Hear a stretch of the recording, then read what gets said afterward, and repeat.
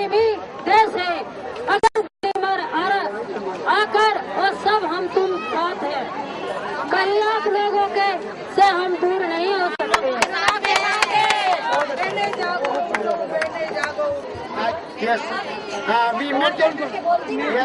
we met Rashtrapati Bhavan.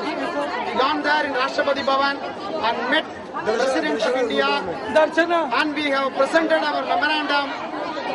He listened to our points. One of the points we demanded itself, we want to introduce the Urban Land Ceiling Act, especially the resettlement program in outside the city. We want to stop it. Again, we requested the President to visit some of the resettlement colony, and we also mentioned regarding these some of the demands like urban land ceiling, poor for the housing, all these we have given. He patiently listened to our views. He told him, I will do necessary things. I will instruct the officials. Then again he asked us, our government is doing a lot of programs. Slum people are not occupied. You should educate the people. You should occupy the land. Then we told that these are all outside the settlement is concerned, difficult to live. Livelihood is affected. That's why they are not able to occupy. That's why we are given. He is patiently listen. He will do necessary things. Yes, sir. Thank you.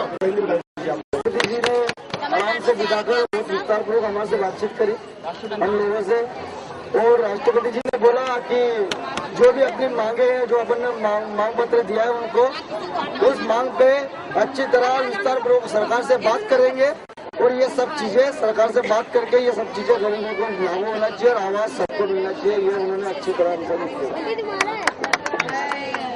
साथियों, आज की हमारी जीत पूरी हो गई है। जिस उद्देश्य से आप लोगों ने ये काम किया, जितना मेहनत किया उसका फल हमको मिल गया है। हमारा पत्र कम से कम राष्ट्रपति साहब ने लेके खुद उसके ऊपर स्टडी करके इसके ऊपर हम जरूर राय लेके करके बोल दिया। साथ में हमारे साथ में जो महिलाएं थी उन्होंने अपने भाषा में जो अपना एरिया के अंदर का जो दुख था वो बताया, वो उन्होंने सुन लिया, और आखिर में उठते टाइम हमने ये बोल दिया कि आपके लोगों ने जो बनसवा के लिए जो कुछ काम किया है वो आप थोड़ी सी कभी फुर्सत निकाल के एक नजर अगर वहाँ से देखेंगे, आप खुद देखेंगे तो आपके ध्यान में आएगा कि हम लोगों ने क्या मांगे किया, क्या चाहते हैं। धन्यवाद। प्रधानमंत्री जी से बात हुई, उन्होंने हमारे राष्ट्रपति जी से हमारी बात हुई और उन्होंने हमारी बातें सुनी है बहुत अच्छे ध्यानपूर्वक से, और उन्होंने ये आश्वासन दिया है कि जो भी बस्ती तोड़ी गई है मैं उनका दौरा करूंगा और इस केस के ऊपर मैं पूरी बात करूंगा और देखूंगा और पढ़ूंगा, पढ़ के फिर मैं इसका दौरा करूंगा और खुद अपने आप बारे में बताया। और जो महिलाओं के ऊपर दिक्कतें थी, जो बच्चों के ऊपर थी और आवाज के ऊपर थी, उसके ऊपर मैंने पूरी बात वहाँ पर रखी है कि महिलाओं को अगर रोजगार के लेके कि अगर पुनर्वास किया जा रहा है तो रोजगार पुरुषों का जा रहा है, पुनर्वास के साथ साथ उनका रोजगार भी जा रहा है, और रोजगार के साथ शिक्षा एक सरकार कहती है कि हम शिक्षा देंगे, लेकिन कौन सी शिक्षा की बात सरकार कर रही है कि स्कूल की बिल्डिंग बना के इस तरीके से रख दी, लेकिन वहाँ बच्चे को पढ़ाई की नहीं है और न टीचर रहेगी। अगर बच्चों को किताब कापी वर्दी होगी और टीचर होगी तब बच्चों को पढ़ाई। उन्होंने ये चीजें बहुत अच्छी से सुनी, और डिस्पेंसरी की अस्पताल की बात आई, जन सुविधा की बात आई। उन्होंने कहा कि ठीक है, अगर वो चीजें नहीं है मैं हर बस्ती का दौरा करूंगा आके, और उन्होंने आश्वासन दिया कि मैं इसके ऊपर पढ़ के पूरा इसके ऊपर कैसे बता दो। राष्ट्रपति से मिलना जो है काफी अच्छा था हमारे लिए। मतलब जैसे बाकी साथियों ने बताया है, उनको ये एक बताया गया कि जिस तरीके से एक लैंड सीलिंग एक्ट जो था 1976 का, उसको सरकार ने वापस है, सरकार को ऐसा नहीं करना चाहिए और उसको वापस लाना चाहिए, तो उनको इस बारे में पता भी नहीं था। तो उन्होंने बोला कि इस पर मैं ध्यान दूंगा, मैं पूरा आपका जो मेमोरेंडम है उसको पढ़ूंगा, और पढ़ने के बाद मैं सरकार के सारे जो पदाधिकारी हैं उनसे मैं आगे बात लेके चलूंगा। और ये बवाना के सिलसिले में जो स्लम के सिलसिले में बोला, ये उनके सिलसिले में बोला ये कि आपसे एक रिक्वेस्ट है, अब हमें पता नहीं कि आपसे ऐसा बोलना चाहिए नहीं बोलना चाहिए, आपसे गुस्ताखी भी कर रहे होंगे हम, लेकिन आपसे बोलते हैं राष्ट्रपति की हैसियत से कि आप एक बार हो सके तो आप बवाना आइए जरूर। देखिए कि 40 किलोमीटर दूर किस तरीके से लोग संघर्ष कर रहे हैं, वहाँ पे लड़कियों का बलात्कार हो रहा है, जो आम लोग वहाँ पे रहते हैं वो किस तरीके से पेश आते हैं, पानी की समस्या है। बाकी साथी चेन्नई के दोनों बोला कि बच्चों की पढ़ाई की समस्या है, खाने की समस्या है, यानी लगभग तमाम जगहों से राष्ट्रपति को लोगों ने इस बात को रखा है और पूरे मेमोरेंडम में जो पूरी पॉइंट है राष्ट्रपति ने हमें इतना आश्वासन दिया है कि वो जो है इसको पढ़ेंगे और इस पर कार्रवाई करेंगे। Press conference all that press conference में जो हम लोगों ने बात रखी थी वो ये था कि किस तरीके से सरकार ने जो है कई सारे एक्ट जो है जैसे urban land ceiling act, land ceiling and regulation act 1976 वाला रिपील कर दिया है 1998 में 1998 में। और हम लोगों का ये था कि उसके कारण जो है जो पूरा ग्लोबल फोर्सेस हैं यानी विश्व के जो फोर्सेस हैं, ताकतें हैं, मल्टीनेशनल कंपनीज हैं, वो शहर में उनके लिए शहर पूरा खुला है और शहर का पूरा जो लैंड है उनके लिए अवेलेबल है फॉर डेवलपमेंट सेंस की वो पूरा प्रॉफिट के लिए। और शहर के जो वास्तव में जो लोग हैं जो मतलब असंगठित क्षेत्र में जो कार्यरत कामकाजी लोग हैं उनके लिए भूमि बिल्कुल भी उपलब्ध नहीं होगी और इसको जो है हमें रोकना है। और ये साजिश जो है 1998 में यूपीए ये एनडीए सरकार ने किया और साथ में तमाम जो जगह से अपना हैदराबाद से नूरजहां थी और तमिलनाडु से थे और प्रोफेसर षणमुगम थे और अपने राजीव थे, तो सब हम लोगों ने अपना टर्न्स ले करके जो वहाँ पे चीजें रखी मीडिया के सामने। उसमें ये भी था कि भाई आज राष्ट्रपति से जो हमारी मुलाकात हुई उसमें जो है किस तरीके से राष्ट्रपति ने जो है हमें आश्वासन दिया कि वो पूरा जो हमारा डेली डिक्लेरेशन है उसको वो पढ़ेंगे और उसके ऊपर फिर जो है सरकार से वो पूरा वो बात करेंगे और उनसे जो पूरा बन पड़ेगा सब कुछ करेंगे वो। What were the important points which you discussed in the press conference? Yeah, the other important point was in terms of that about homeless people as well as Bhavana. We said ki you want in English or Hindi? Anything, huh? Yeah. So we said that the way things are today, for the urban poor or for the unorganized sector workers, whether it's homeless or people living in slums, they all are workers. They all work. 90% of the homeless people that we interviewed are workers. They're not beggars. And the Supreme Court thinks that they all are pickpockets. So with this climate where the judiciary is biased, bureaucrats don't do anything, there is no policy which is of any help for the work that we are doing. NHRC can do nothing about it. Judiciary, higher to lower rungs, is ineffective. What do we do? Where do we go? And what is it that we can bank on? And then we told very clearly, which even I think Rajiv mentioned vociferously, was that we are going to wage a battle for making housing as a fundamental right, and towards that nobody can stop us. And the other point that was also made was that we were able to meet D. Raja, we were able to meet the President. 2 months ago also we gave our request to Sonia Gandhi as well as Manmohan Singh. Till date we haven't got an appointment. It only goes to show the commitment of the government on this issue. And we said that, well, whether we meet them or not is not the issue. The issue is that we are going to fight against the demolitions, against evictions, and against the current policies of the government.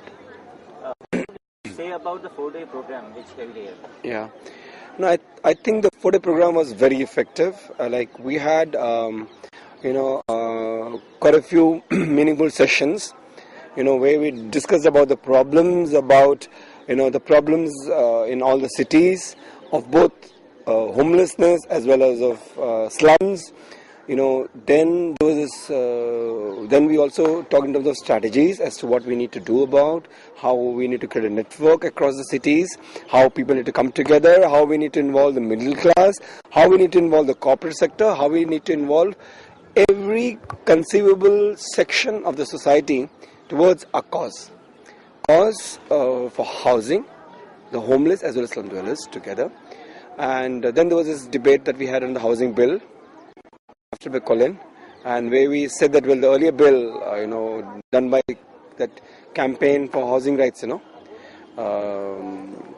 was very effective, and we need to adopt that bill. So there's been a drafting committee which has been created, and the idea which happened, which we thought about say yesterday, was that for the next 6 months we are going to launch a campaign where we are going to talk in terms of having a constitutional amendment to have housing as a fundamental right under Article 21. And we would be having consultations in Nagpur before November ends, and then take it through a process of drafting. The note, the initial note is going to be drafted by Professor Shanmugam, and then we have this consultation. So the note will be drafted for the consultation to happen in Nagpur in November, and then over a couple of months we are going to get that draft translated into different languages, so that everybody can participate in that, and then going for a bill in the parliament. And I would say that in terms of discussion that we had was very animated. It was intermittently laced with cultural programs. We had songs, we had dances, we had everything. It was actually I think there was no boredom. I think we didn't see anybody sleeping at all in any session. So that's the reason. I think that's one thing that people were committed. People enjoyed every moment, with moment of discussion and moment of cultural activities. Are you going to follow up the same kind of programs? Yes, surely. I think there is a lot of promise in a format like this, where you have a lot of action, you have a lot of songs, you have a lot of cultural activities. So, a very serious program that we have, because that makes program more palatable. Because you can have 10 experts coming, talking about urban policy, urban poor, and nothing going into the heads of people at all. There won't be any action just by intellectual treatment to the problem.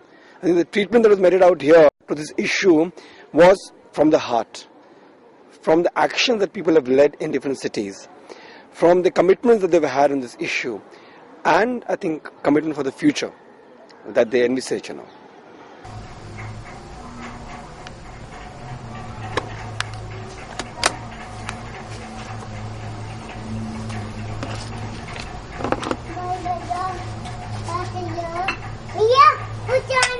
चलो TV बंद कर दिया बस काम खत्म जी चलो आओ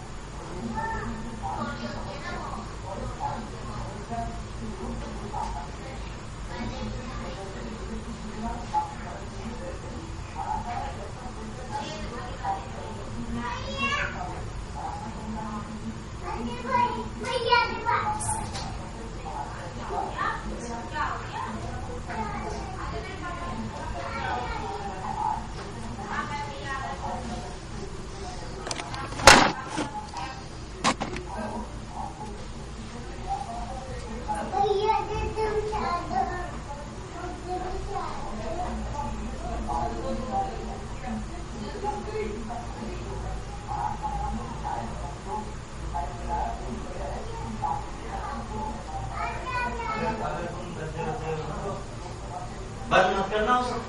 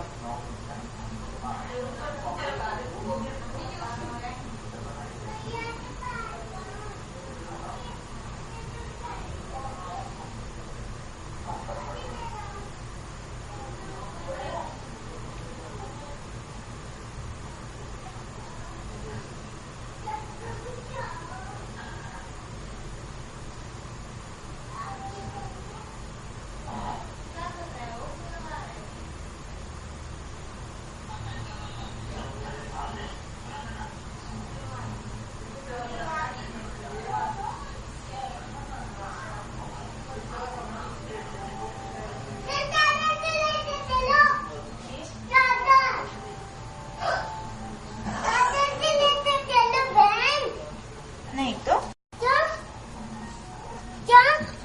बस यहीं से ले लेंगे। पहले गद्दे बिछाते हैं बाद में। तो बाल टूट गए भैया। फोन करना है तो उनके अपनी मैडम को गया फोन करना। करना था। उसकी मैडम क्या थे? उनके फोन करना। वाह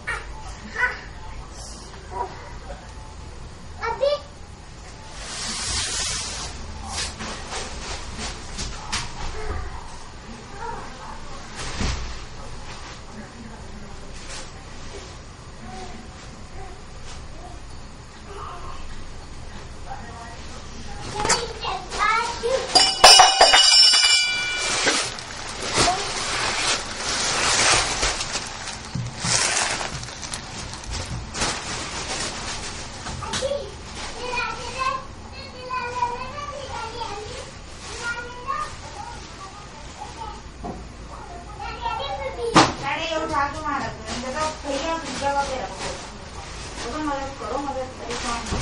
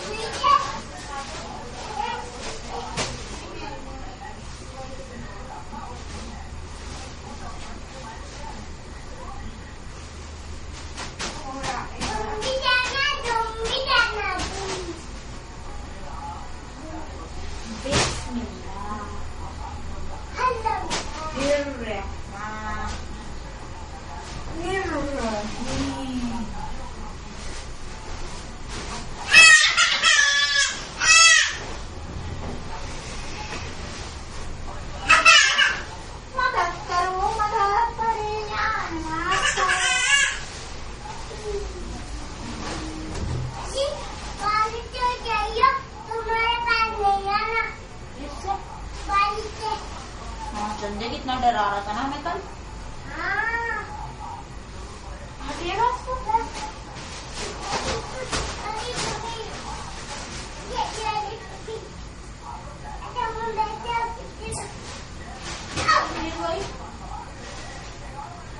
फिर मुझे इसी बात पे मूड ऑफ हो जाता है। चादर तो आप बिछवा नहीं रहे, हम लेटे जा रहे हो। अभी तक कितनी गंदी हो रही है चादर, पहले ठीक से बिछाओ तो सही। तो कितनी सारी बातें हो रही हैं।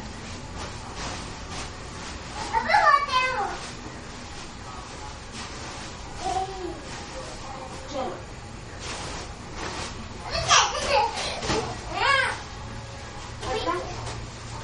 तकिए लाओ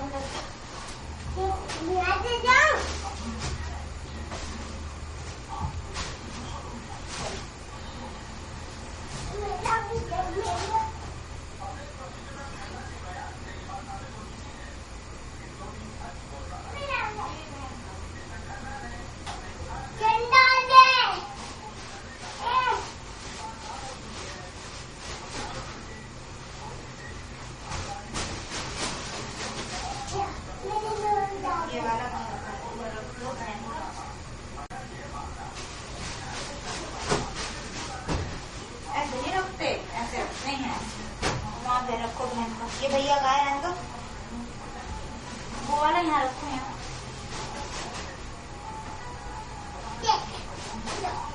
अबे यार खोल दिया ना।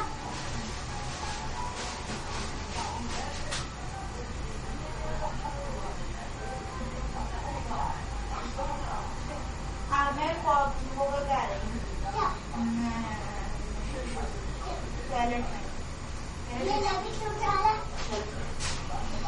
चलो भाई फिर हम कहानी भी सुनाएंगे एक दूसरे को, है ना भाई। मेरा मोटी मेरा दोस्त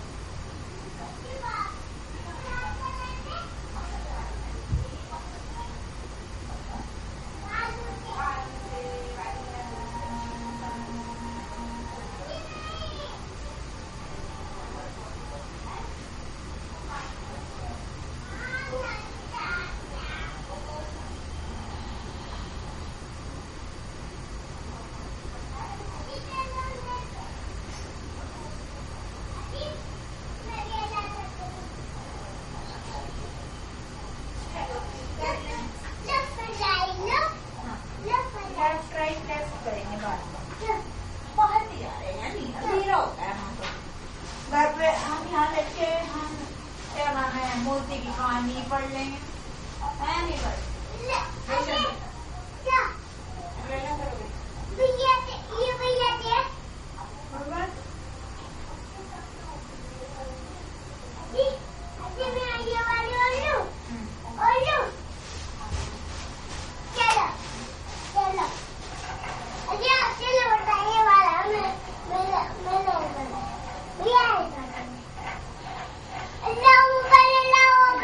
सामने नहीं आप गद्दों पे कर लो अल्लाह आप गद्दे पे पढ़ लो गद्दे पे पढ़ लो आप अल्लाह आप छोटे हो ना गद्दे पे पढ़ लो आप बहन बड़ी है बहन नीचे पढ़ेंगी हाँ छोटे बच्चे गद्दे पे पढ़ लेते हैं मजा आता है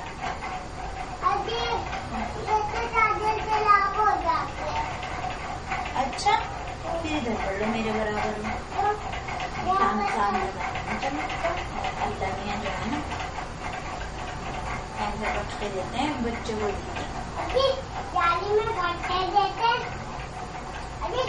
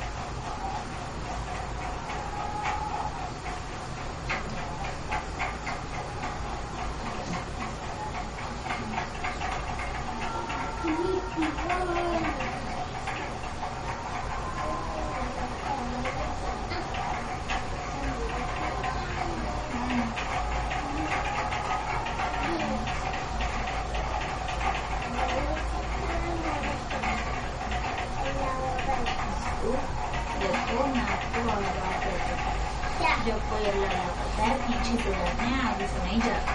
और अब जो है ना आपके तमाशा है, अगर आप नमाज के आगे से बार बार आप जाते हो अल्लाह मेरे को गुस्सा आएगा। हम पीछे से जाते हैं मैं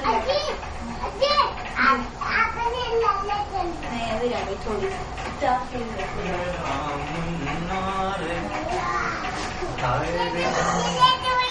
जी हाँ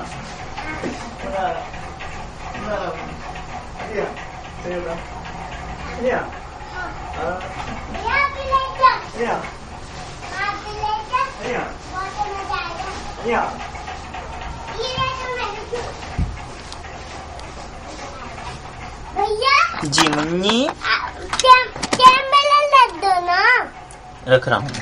भैया। लो लो रख दिया, चलो ठीक है ये बंद चलो भैया चल दो चलो। ये चलो चांस देखेंगे। भैया आगे चलेंगे।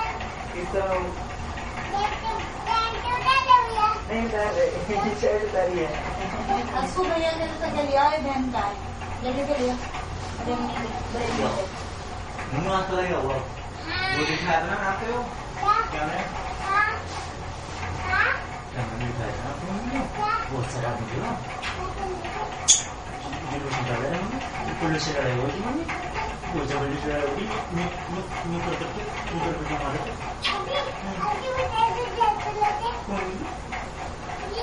बहुत जबरदस्त मारा। कैसे कैसे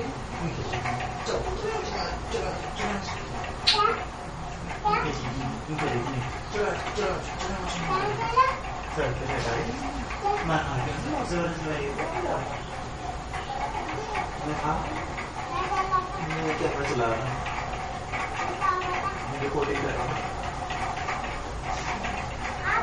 डॉक्यूमेंटेशन कर रहा बहुत जबरदस्त खतरनाक तरीके से आपको मैं था आपको नहीं पता मैं था आपको नहीं पता मैं था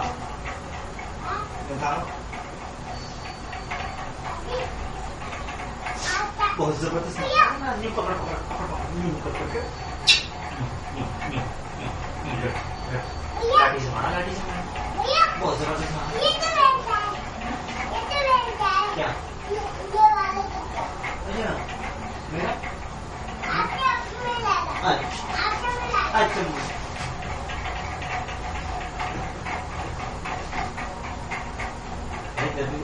स्टोरी है क्या है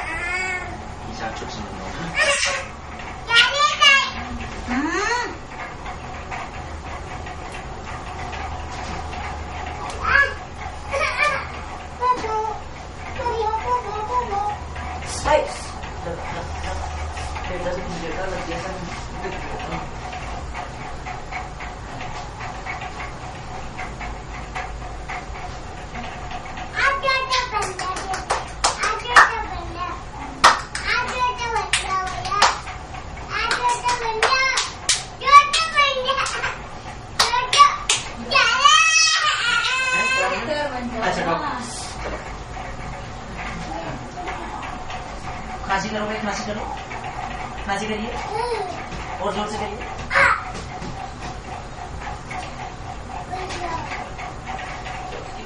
ऐसे कर देखना पड़ेगा ना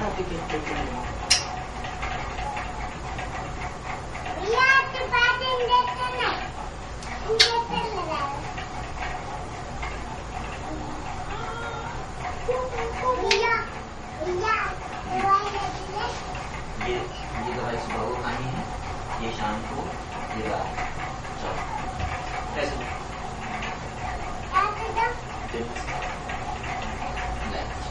खुदा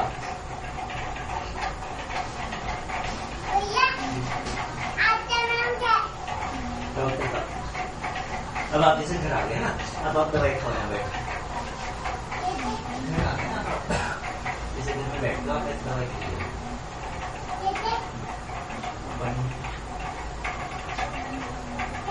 है ना अब आप चलो चलो चलो चलो चलो चलो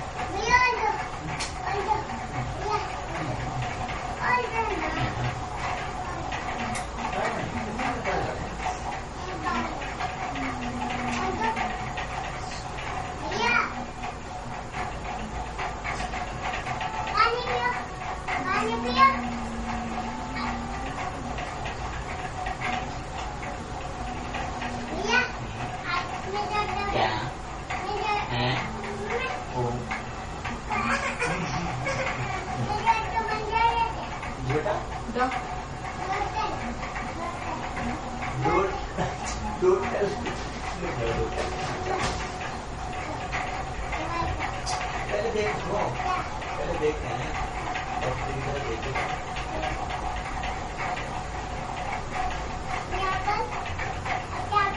यहाँ पे देखो ये देखो ऐसे उठा के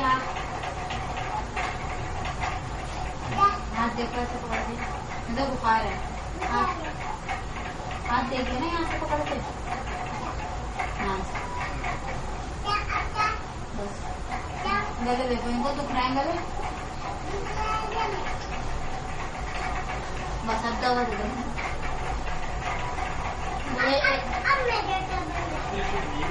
पैसे चले बता देंगे तो एक सुबह को खाना एक शाम को एक रात को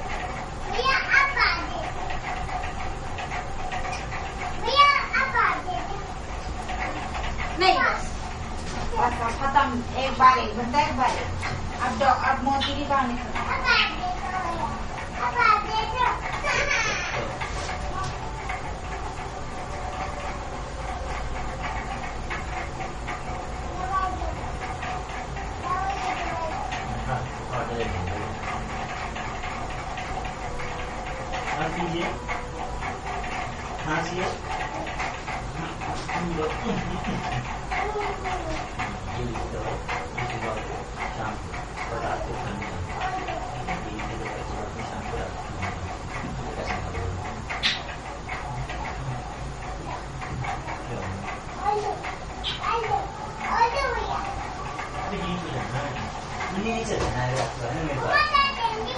मम्मा को लात मार मम्मा को छोड़ दो मेरे पास जाना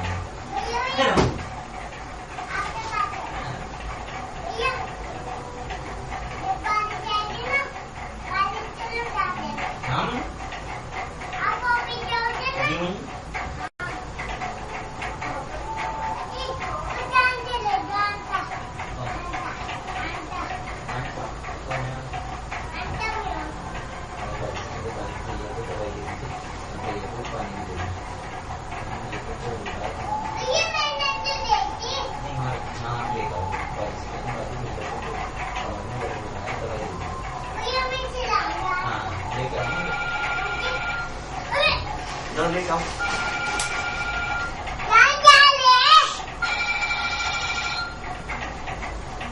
हेलो जी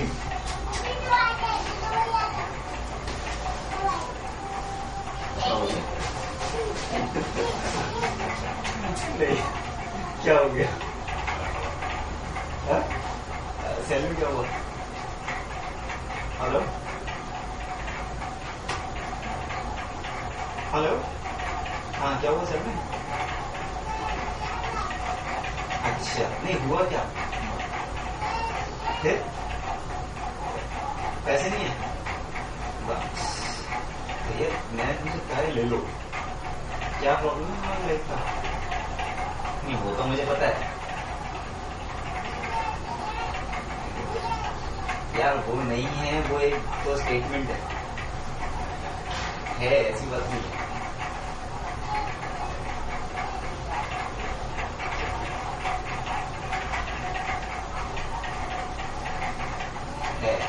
है सुनाई दिया है अच्छा सुनो मैंने अभी कहाँ से बात किया हाँ मैंने अभी कहाँ से बात किया और अभी अभी भी नहीं आ रही? मैंने कहाँ से बात किया अभी? हाँ आ रही है, हाँ आ रही है। एक मिनट रुको। हाँ अभी भी नहीं आ रही।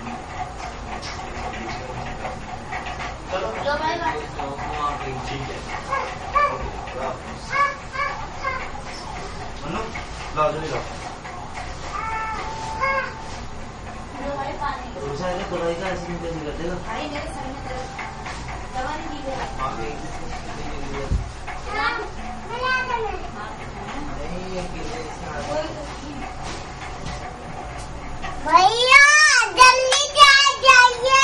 लाइए टोटली में क्यों डाले? टोटली में मैं टांटर रहा हूँ ना मुन्नू, टोटली मैं टांटरनेटेड डेट मैं नहीं हूँ। भैया ये दवाई दे दी जल्दी से मुझे। भैया जाओ ना लो जा पहले पानी तो उठाओ वहां से, ये दोनों मुझे दो पहले, ये दवाई मुझे दो पहले, फिर मैं आपको पानी लाने के लिए कहूंगा ना, पानी रखा हुआ है एक जगह, लाओ। अबे आंटी वो जा रही उसे।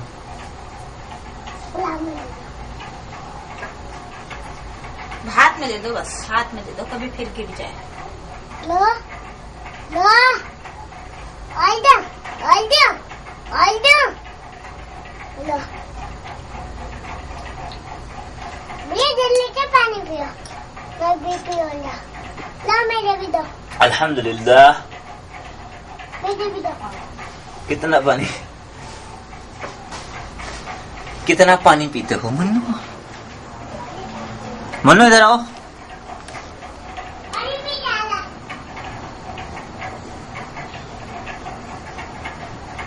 वो करो, क्या? पानी पी के वो कहते हैं जज़ाकल्लाह। भैया जाते लो जज़ाकल्लाह।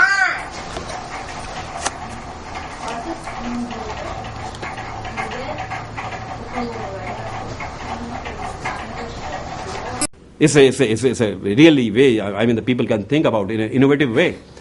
We had a lot of apprehensions, probably the airlift, which is very sophisticated, probably it is going to disturb the kiln, but nothing happened. Because sometimes you think it is going to happen, but if you put it on a practical scale, you find nothing happens. And nothing happened. The production went up. There was no disturbance to the feed or to the system or to the kiln. No cycling of dust. Now these are continuous Kaizens. In raw mill 2 also screw conveyor provided for conveying the coarse return from chamber 2 to mill bucket elevator. This system was taken from Humboldt from Germany. And we had a sort of thing here that from the mill the material used to fall here. There was no screw conveyor here. This is a screw conveyor which was put afterward. Whole of this, what used to happen, this duct, this hot duct, it is carrying a hot gas. This used to get filled up with the material. We called the Germans and all that. We said, what we can do on this? He said, well, you have to live with this. Nothing can happen. But what happens? When this gets filled up, the gas line is cut off. The output goes down. Power goes up by about 1.5 to 2 units. So again, the people thought about it. What to do? There were the grits. The grits of sizes were 2 millimeter or 3 millimeter.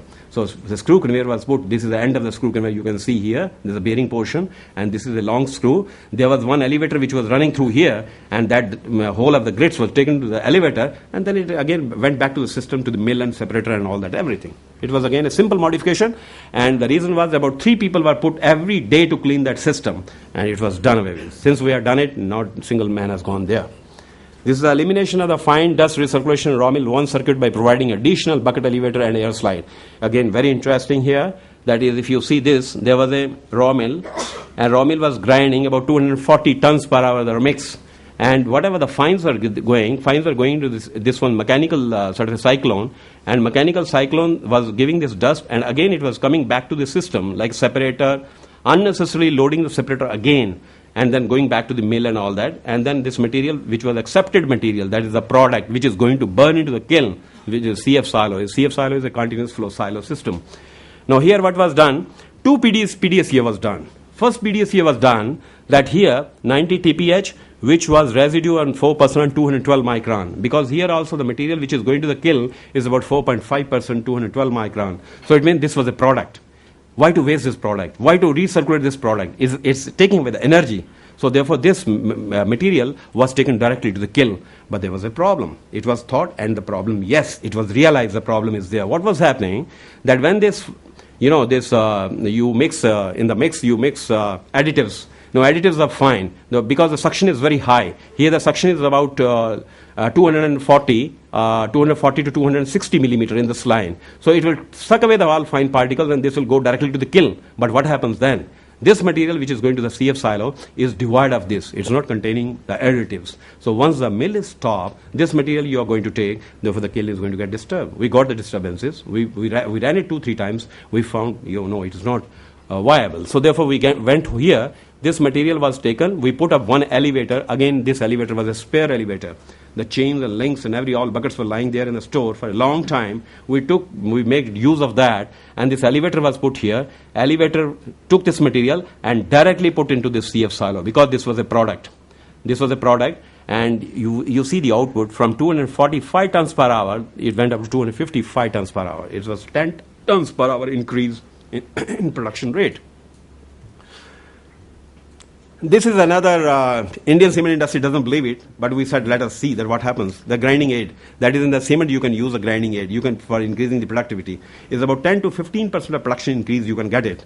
I had read a lot of literature and all that, but we never tried it. We tried from a Nagpur party long time back, but then we tried a Calcutta party. We said that this is our clinker. You formulate your grinding aid. He did it 2-3 times, and we found it once we are using it. 106 ton per hour mill is now giving about 125 tons per hour. Can you believe it?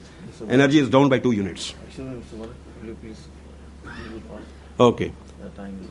Now there are other kaizens which I will not be going in detail, the time is short, but I just want to say that here the investment is about 5.19 lakhs and saving is going to be 4.32. These are very, very small things, you know, that is by doing some impeller replacement and other type of things. High efficiency impeller investment is almost about, again here, total investment is about 10 lakhs and your recovery is about 6.8 per year. Energy auditing, again, these are, you know, sort of while doing an audit, you find that the motors are not loaded. So there is a margin to cut down the kilowatt. So therefore, many of the motors, they were identified and these jobs were done. And before replacement, the current was to the order of 815. It was cut down to 677 and there was a saving. Now you look at the results, how the power has come down. I said 117, now it is 91. I mean, we are looking at 0304 to close down at 91. You look at this coal consumption, is another one important parameter. We spend about 400 rupees, 400 to 420 rupees a ton for making cement. And this is about 18.68, it was 97, 98.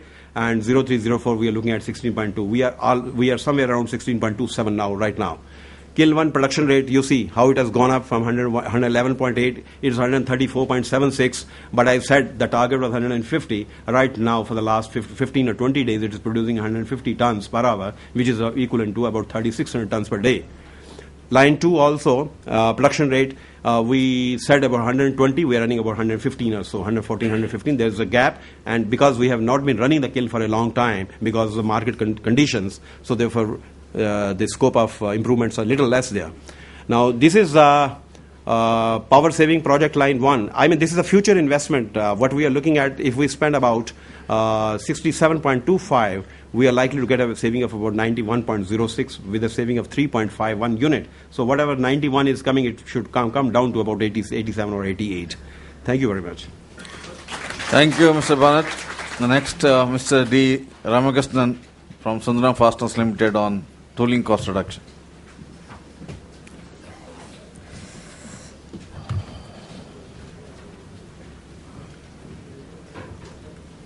This one. Okay. If you have any questions, please write down on a paper and hand over the same to me.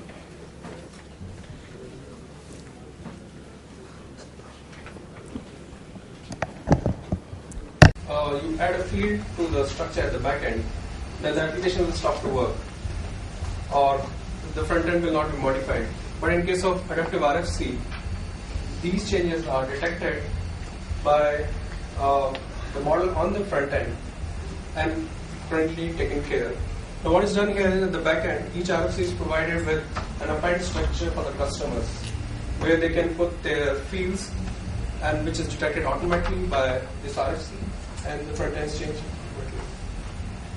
When we come to the extensions at the front end, let's say the customers want to change the Java code itself, then there's source code access to all the WebDriver components. Secondly, WebDriver provides something called a component build service.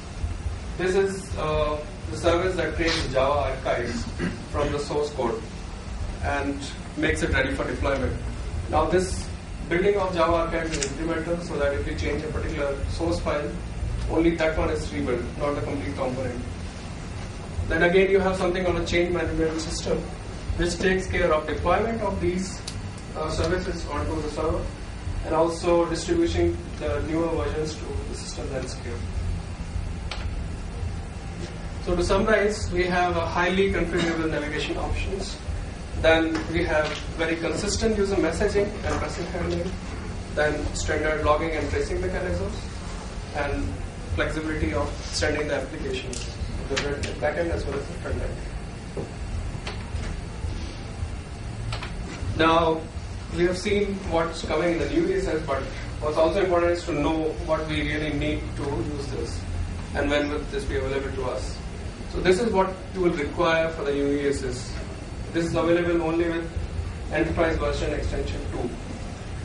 And you will also need EP6. This is not supported on EP5.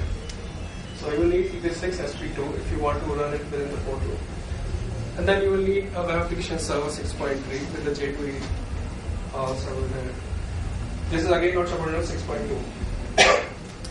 Though the runtime of WebOS comes, the web application server automatically comes with the enterprise version, but not for development. It's only the runtime that you get. This is the phase. This frame has already informed you that we are about to reach the piloting phase right now on 10th of December, and which next year, which is June 2004, the ERP 1.2 will deliver the complete set to the customer. Okay. Summarize, I think we have had a good discussion on how this is definitely a high quality user interface, what is the kind of customizing that we are providing, how is the performance improved, and what way is it useful for all of you to get into the new ESS, what are the new flexibilities that we are offering with it, and of course a better UI is what we are looking at, making empowering the user to best use this ESS, thereby helping you as well as helping every user who is using it. With that, we would like to end our session. We are open for any question and answers that you would like to. Nikhil, I have a question. Yeah. Actually, there are two questions of my question. The first question is, I have a transaction in R3. Yeah. Okay, this is a very layman question. Yeah. I just wanted to be put into your ESS. What is the effort or the steps? I don't want to go into detail, but I'm just asking at the broad level. I think that's what most of the customers also would like to have. You mean in the Web Pro environment? Yeah. Okay, one thing is these services are no longer transaction based. Okay. So you need to create a RFC, a remote function module at the back end to extract or send the data to the front end. So this is what you require at the back end. At the front end, you will need the NetWeaver Developer Studio to develop the component for that service, which is minimal Java coding, but of course a basic knowledge of the WebInfra programming model is required. Now, where does the WebInfra sit? Does it sit within R3 or is it outside? WebInfra is just a programming paradigm. Basically, on the NetWeaver you develop the front end, and there itself you define the model for which is going to talk to the RFC at the back end. Now, does that generate the Java code or how does it? Yeah, most of the Java code is generated. Only things like, let's say if you want to have a dynamic UI or dynamic screen, that needs to be coded. Or let's say the eventing portion of it. On a particular user action, you want to send him from one screen to another, which is again more or less just a declaration. You just define, okay, on pressing of next button, taking from screen 1 to screen 2. You just have to define, not coding here. But sometimes you may need to code a bit. So the Java code gets generated automatically? Yeah, most of it. The second question is, I have a